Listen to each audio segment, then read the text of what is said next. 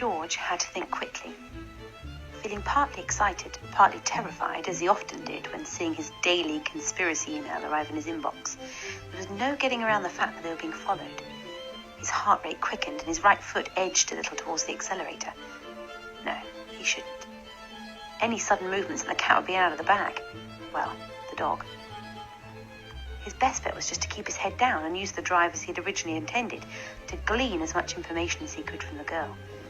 He tried again. "Abby, I've been asked to drive you to your new home. Do you remember anything about your last home? Your family?" "What?" the girl said groggily. "I don't have a family. I have a friend called Isabel, and I've always lived in the hospital." The poor thing was clearly confused. They must have done a good job on her, he thought. He wondered if it was the effect of that supernatural experience he'd heard rumours about, or perhaps something she was subjected to afterwards to cover it up. When he took on the job, advertised discreetly in the pages of his local paper, he felt that all too familiar tingling he felt from time to time. A connection. A curiosity. But the girl herself seemed nothing particularly special, and neither did their destination of Barbourville. George had been to Barbourville as a child, when his granddad lived there. Grandpa G, as he had affectionately called him, used to take him down to the Cromarty Firth with an egg sandwich, a bucket and a spade at Saturday tea time. The castle building would soon get forgotten about as the seals started popping up in and out of the shallow waves with babies in tow, until the dolphins wanted their attention with their crowd-pleasing synchronized swimming choreography, their tails arcing perfectly together, like they were performing just for them. "Shove off, you flashy show-offs," Grandpa G would growl, and he'd throw a stone in their direction. Those were some happy times. Only a few years later, George had heard from his mother that Grandpa had had a fall while fixing his guttering and suffered amnesia. His wife had died years before, and there was no local relatives or friends, so George had started to look for homes, using the satellite function on Google Maps. Oh, I loved that satellite option. Made him feel like a real detective. Highland Park Private Retirement Village, in the village of Barbourville, Invergordon, offered the perfect solution.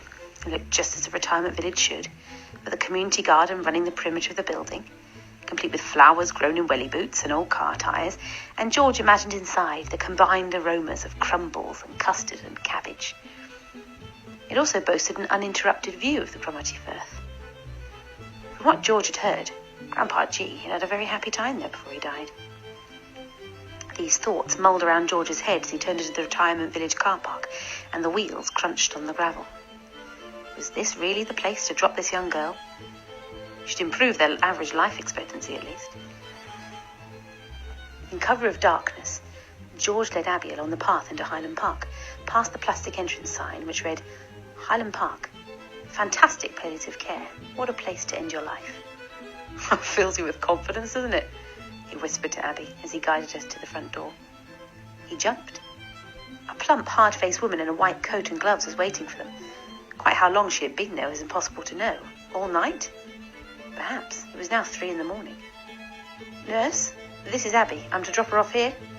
George ventured. He gave the woman a quizzical look and gestured towards the sign. "She seems a bit young for this establishment, madam."